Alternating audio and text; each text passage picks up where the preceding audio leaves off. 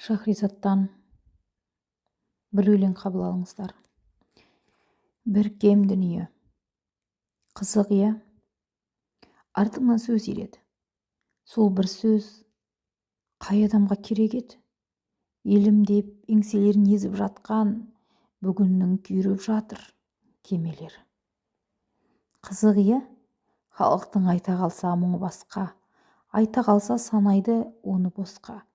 Жөніңді жөндеп ал деп өздеріңнің азғындарды қосады араласқа.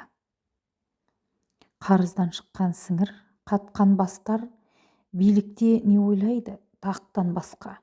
Отан деп опырылған кей мәртебе, әлсізге не көрсетсін соттан басқа. Жан айқай, кімге жесін, кім естісін, білмеймін, темірмісің, терекпісің. Өзеуреп өкіргендер күлді көйлер, қараға қайырылшы, керекпісің. Парадан шықпас қарын, тоймас нәпсі, параға қарсы ереже ойлап тапшы. Қағазда аппақ бәрі таза, қос қолдап қасында отыр сайрап қосы. Сөзі мен ісі бірге қабыспаған, бірінен бір алшақтау таныс қоғам. Арамның адалдардан пайдасы көп, адам мен адалдарың араласпаған. Өсек пен өтірікке бейім келген, бүгінгі бұл қазақтың күйін көргем. Біріңді бірің шалып аяғыңнан, пайда іздеп арзан оңай тиын көрген.